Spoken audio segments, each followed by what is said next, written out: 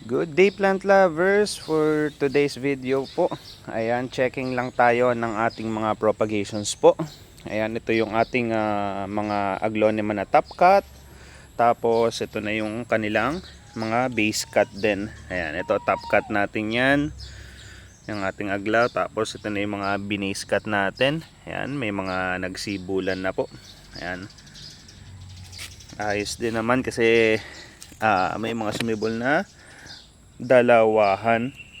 Yung iba naman isahan lang. Ayan, kasi hindi ko baka may mga masuggest naman kayo dyan guys. Ano ba yung mga techniques nyo dyan pag propagate, kasi ito yung ito lang yung aking basic knowledge about sa pagpropagate natin. Top cut, base cut, di ko ganong alam kung nakaka-apekto ba yung size ng pot,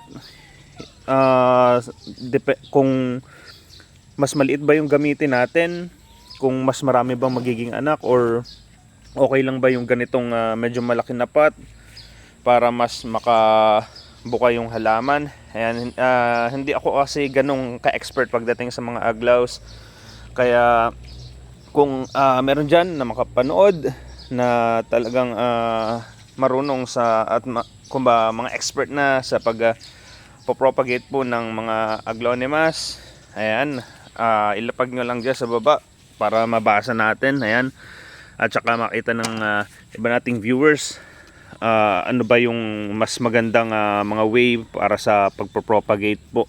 Ayan, itong mga propagations po natin na to ay ginamitan po natin ng aloe vera. Yung mga naging sugat nila, yung mga top cut, inanuhan natin yan ng aloe. Pati itong base cut, nilagyan natin yan. So far naman, may namatay ba? Tingnan natin. Meron bang walang sibol? So far sa propagations natin na to ay ito, may isa lang. Ayan, tingnan natin. Base cut siguro to. Wala na. Isa lang. Ayan, so far sa tingin ko very effective talaga. Ayan, kasi first time natin ginamit yung aloe vera po sa propagations natin ng aglaw. Ayan, so far naman sa madami to 5, 10, 15, 20, 5, 30, 35, 40, 45, 50, 60, 65, 70, 71 yung na-propagate natin, and isa lang yung namatay. So sa tingin ko yung aloe ay talagang very effective na pagpahil ng sugat ng ating aglonema.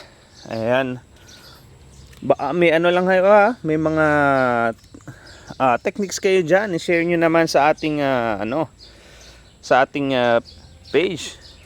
Baka may mga techniques kayo paano yung mga ginagawa nyong propagations po. Ayan, ito hindi ko alam kung kasi ito sobrang long-legged na nitong isang to, kaya maano pa rin, feeling ko pwede na rin uli itong ikat kasi matigas pa yung pinaka niya, stem. Ayan, pwede nang i-propagate uli ito.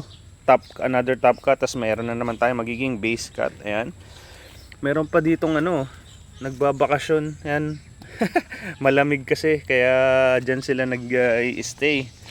Ayan, yun lang guys. Kung may masuggest kayo na mga ways nyo ng propagate, ayan, i-share nyo naman po. Ayan, yun lang ang update natin for today. Ayan po, maraming salamat po.